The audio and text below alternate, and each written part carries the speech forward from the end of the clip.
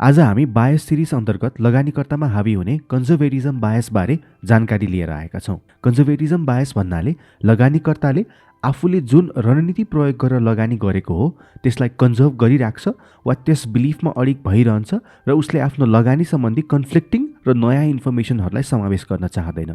अर्को अर्थमा उसले आफ्नो पहिलेको बिलिफलाई ओभरवेट गरिरहेको हुन्छ भने नयाँ इन्फर्मेसनहरूलाई अन्डरवेट गरिरहेको हुन्छ।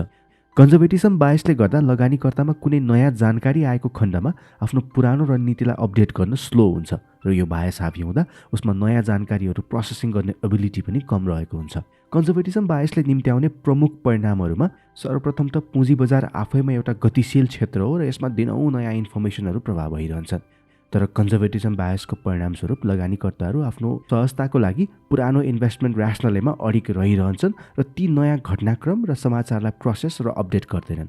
फलस्वरूप लगानीकर्ताहरू आफ्नो इन्भेस्टमेन्टलाई चाहिने भन्दा अधिक समयसम्म होल्ड गरिरहन्छन्।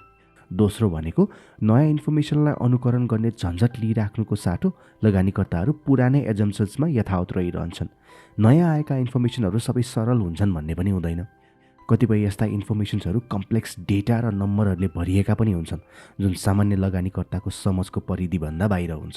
यो कम्प्लिकेटेड इन्फर्मेसन प्रोसेस गर्ने मेन्टल एफर्टबाट लगानीकर्ताहरू पन्छिन खोज्छन्। कन्जर्भेटिजम बायसलाई सुधार्न वा न्यूनीकरण गर्न लगानीकर्ताले नयाँ जानकारीलाई राम्ररी विश्लेषण गरी ती जानकारीहरूले आफ्ना पूर्व विश्लेषणहरूलाई पार्ने असरबारे लेखाजोखा गर्नुपर्छ।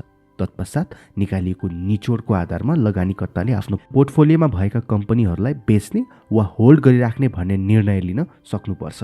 यी इन्फर्मेसनहरू प्रोसेस वा इन्टरप्रेट गर्न गाह्रो भएको खण्डमा लगानीकर्ताहरूले अरू एक्सपर्ट्सहरू मार्फत उक्त इन्फर्मेसनको बारेमा बुझेर आफ्नो रणनीतिलाई परिमार्जन गर्दा उचित हुन्छ।